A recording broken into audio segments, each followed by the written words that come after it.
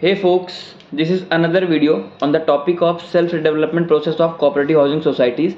In earlier video, we have seen various factors, various aspects of self-development process. In this video, we are going to deal with 7 most important steps of self-development process of cooperative housing societies. So now let's start. So सबसे पहले हम लोग इसका definition देखते हैं कि self development का definition या फिर मतलब क्या है या फिर ये वर्क कैसे करता है. So self development in Mumbai is an integrate process that requires detailed planning and execution. अब जो ये प्रोसेस है सेल्फ डेवलपमेंट का, उसका जो जिम्मेदारी होता है वो सोसाइटी के मेंबर्स के ऊपर होता है या फिर सोसाइटी के कमिटी के ऊपर होता है. तो इसलिए इस प्रोसेस को कंप्लीट करने के लिए बहुत डिटेल्ड प्लानिंग चाहिए होती है. तो ये था सेल्फ डेवलपमेंट का मतलब कि self development in Mumbai is an integrate process that requires detailed planning and execution. आपको ये प्रॉपर एग्जीक्यूशन करने के लिए या इस चीज़ को, इस प्रोसेस को एग्जीक्यूट करने के लिए आपका जो प्लानिंग होना चाहिए वो बहुत डिटेल में होना चाहिए. हर एक एस्पेक्ट्स को आपको कवर करना पड़ेगा जब आप प्लानिंग कर रहे हो या फिर जब आप इस प्रोसेस के लिए एंट्री कर रहे हो. तो अभी कोई भी प्रोसेस में या फिर किसी भी चीज़ में एंटर करने के लिए, कहीं भी पहुंचने के लिए सबसे पहले हमको ये देखना पड़ता है कि हम उस चीज़ के लिए एलिजिबल हैं कि नहीं है. तो सबसे पहले देखेंगे कि इफ़ कोई सोसाइटी इस प्रोसेस के लिए जाना चाहती है तो वो एलिजिबल है कि नहीं है इस प्रोसेस के लिए, उसके क्राइटेरिया में वो फिट हो रही है या नहीं हो रही है. तो सबसे पहले हम लोग एलिजिबिलिटी क्राइटेरिया देखेंगे for self development. So start करते हैं. सबसे फर्स्ट पॉइंट है only registered Cooperative Housing Society of Maharashtra. Only registered Cooperative Housing Society of Maharashtra are eligible to avail of the benefits offered under this GR. इसका मतलब क्या है कि सबसे पहली चीज़ क्या होनी चाहिए, कोऑपरेटिव हाउसिंग सोसाइटी होनी चाहिए रजिस्टर्ड ऑफ महाराष्ट्र. वही सोसाइटीज़ जो रजिस्टर्ड होंगी महाराष्ट्र के प्रोविज़न के अंडर, वही सोसाइटीज़ ये बेनिफिट अवेल करने के लिए एलिजिबल हैं under this government resolution. So any other residents welfare associations is not eligible to avail of the benefits of such self development. कोई भी अदर वेलफेयर कमिटी या फिर residents are not eligible for this process. सिर्फ इस process के लिए eligible कौन है, registered cooperative housing societies of Maharashtra.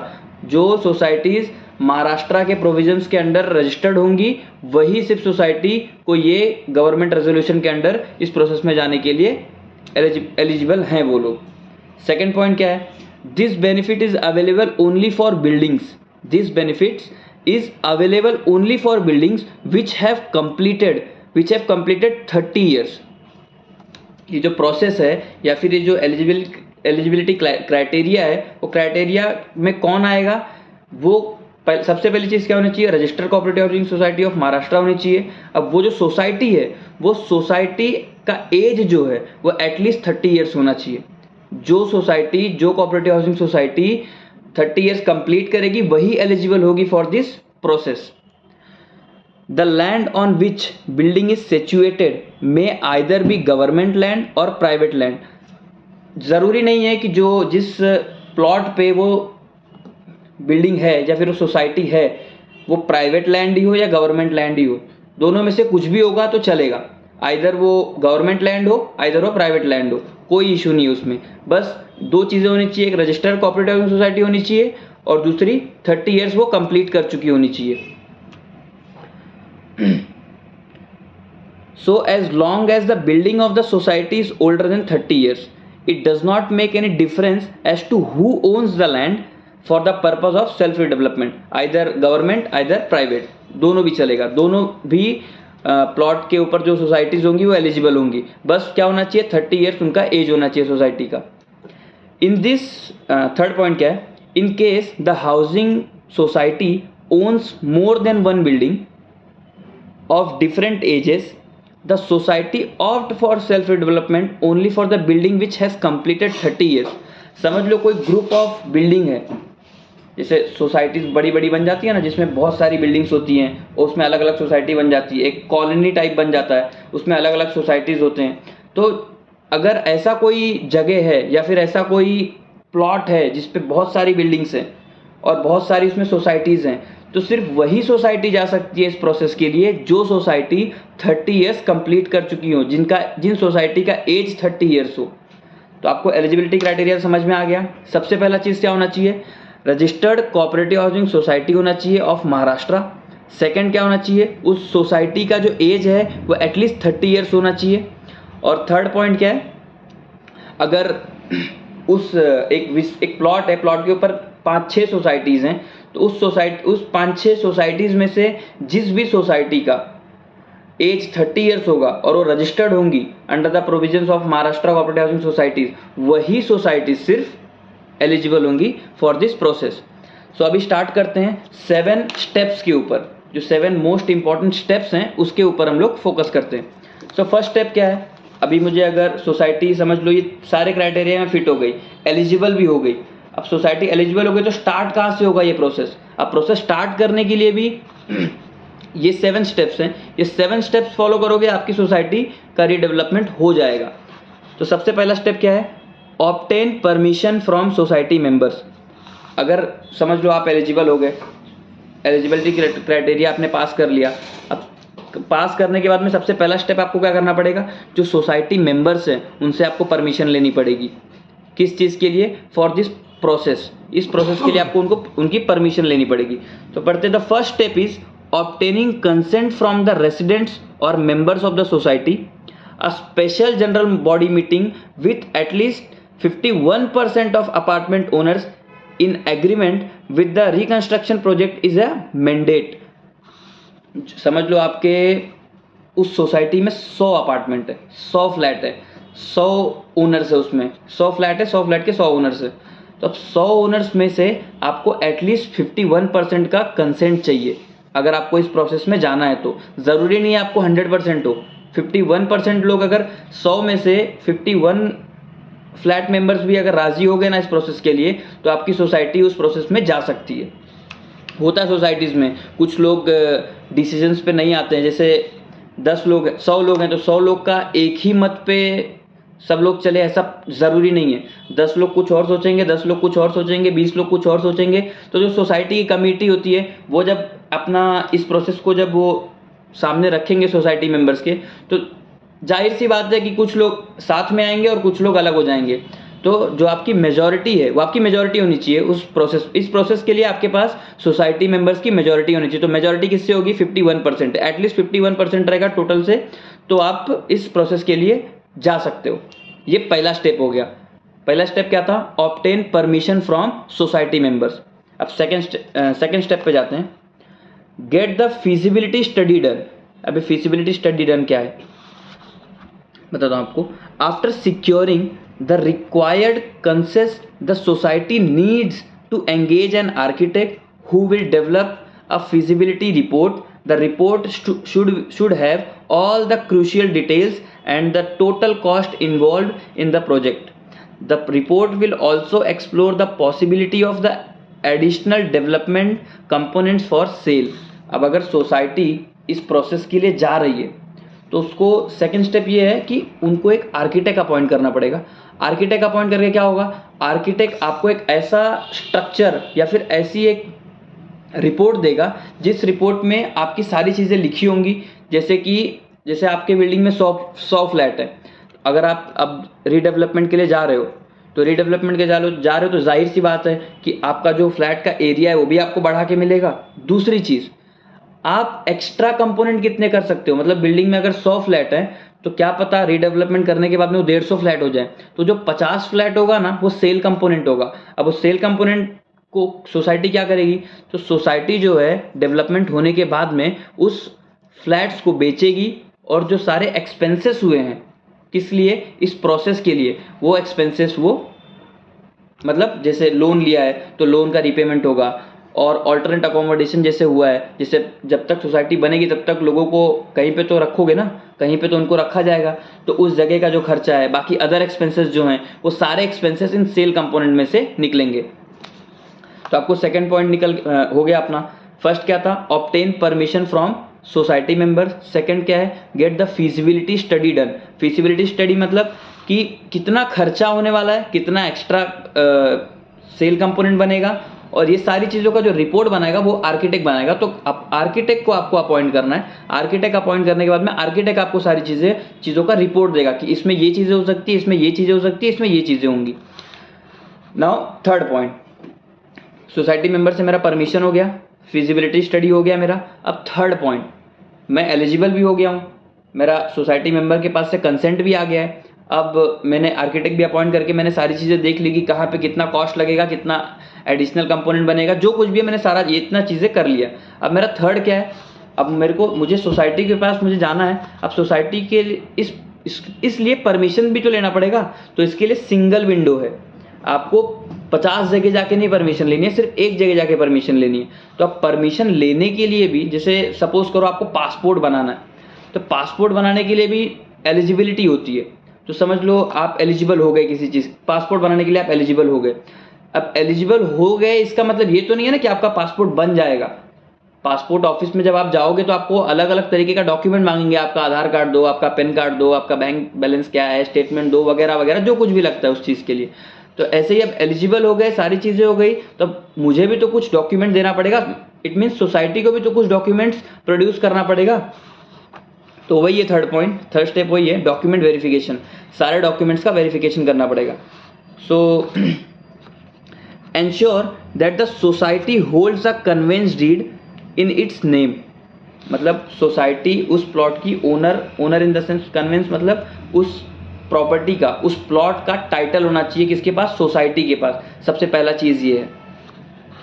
In case where state authorities और the MHADA, in case where the state authorities और the MHADA owns the land, government land जिसे बोलते हैं ना, ये गवर्नमेंट लैंड के बारे में बात कर रहा है। In case where the state authority और the MHADA owns the land, obtain a no objection certificate from the owner. अब ओनर कौन हुआ, जैसे म्हाड़ा की कोई प्रॉपर्टी है, गवर्नमेंट, जैसे आप बोले ना कि गवर्नमेंट की कोई प्रॉपर्टी, गवर्नमेंट का प्लॉट है, उसके ऊपर सोसाइटी बनी हुई है, तो इस केस में आप कन्वेंस कैसे लोगे।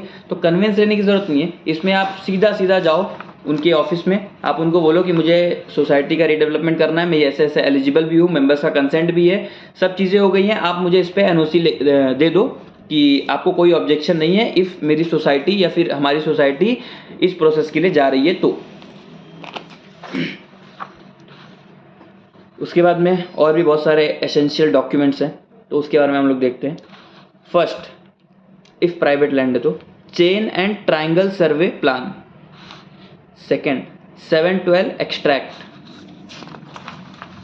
Third, development plan. Fourth, registration certificate society का। ये सब सोसाइटी के डॉक्यूमेंट्स हैं। पहला क्या हुआ, chain and triangle survey plan, 712 extract, development plan, registration certificate, list of committee members, committee में कितने मेंबर्स हैं उनका list of approved amenities, setback area detail.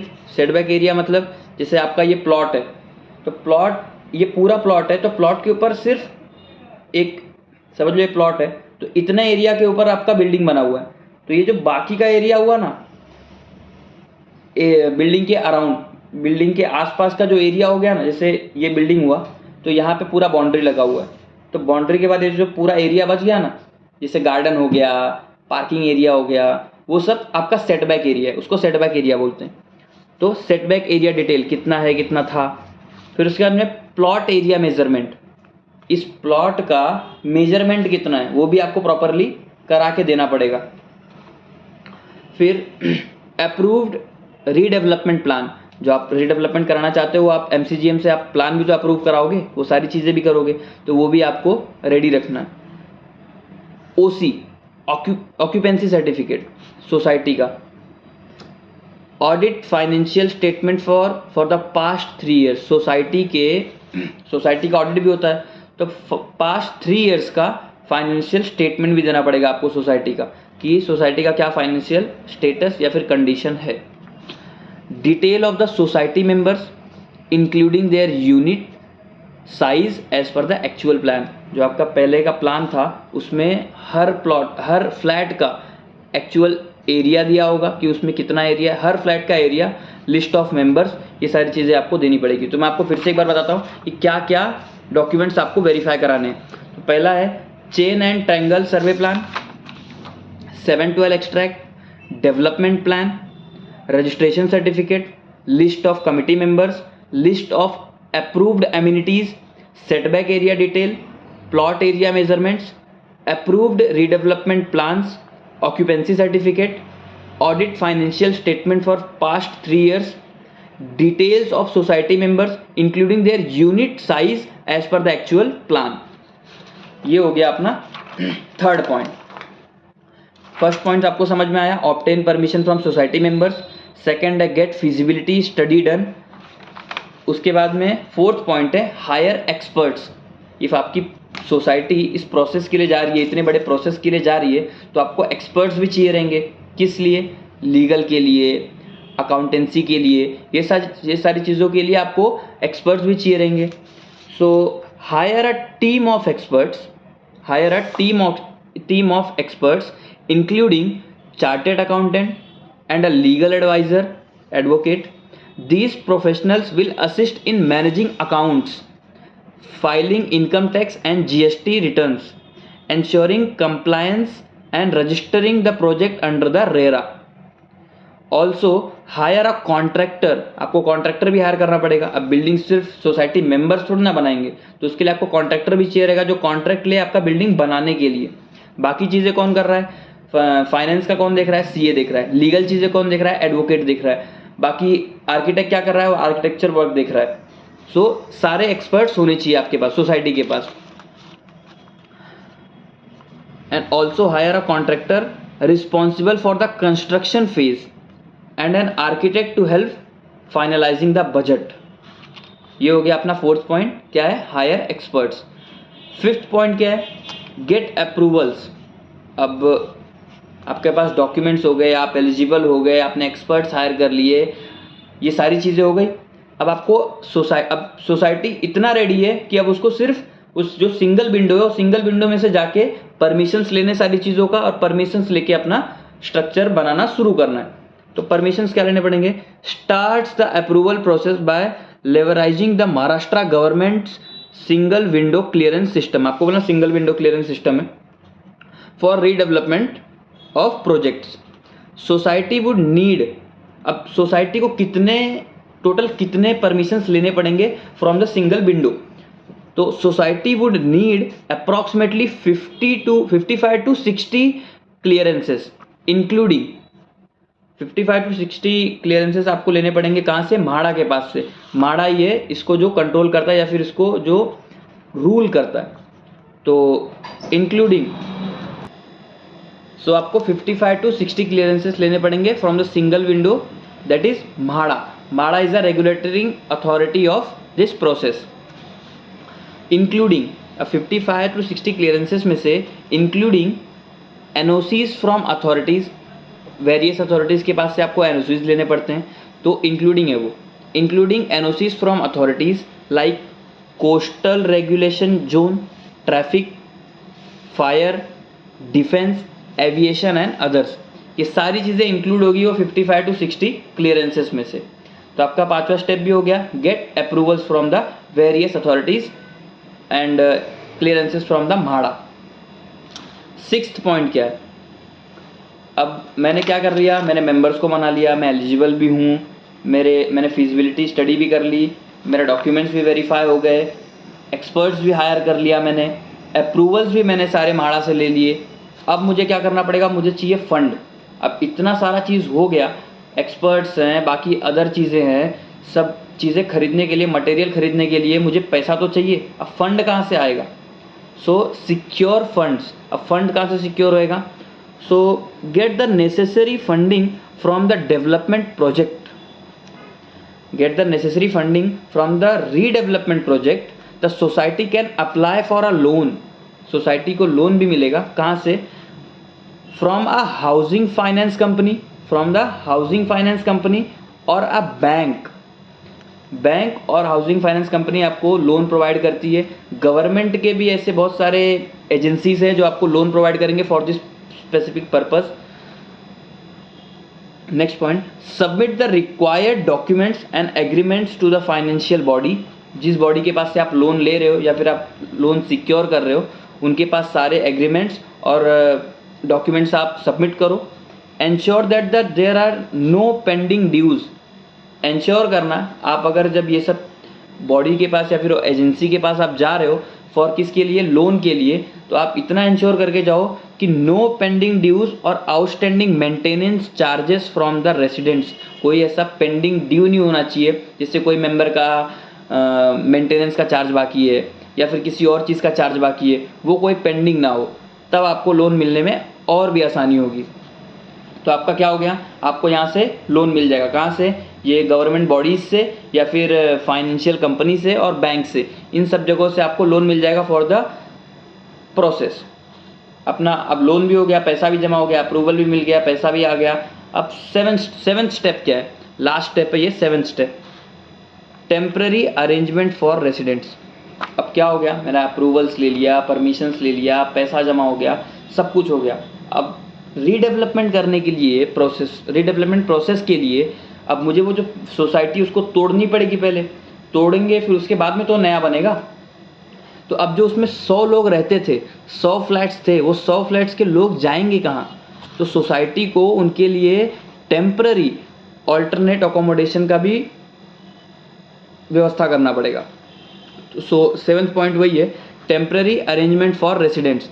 कहीं पे टेम्पररली अरेंजमेंट करना पड़ेगा फॉर द रेसिडेंट्स कि जहाँ पे वो रहें, कब तक, जब तक वो बिल्डिंग का रीडेवलपमेंट हो नहीं जाता तब तक। तो ये था अपना 7th point. Once the society receive the fund for construction work can commence. Once the society receives the funds, construction work can commence. However, the temporary arrangement for the residents accommodation during the project's duration are essential. जो मैंने आपको बताया कि जब तक project चालू है तब तक आपको टेम्पररी अरेंजमेंट करना पड़ेगा for the residents of the society.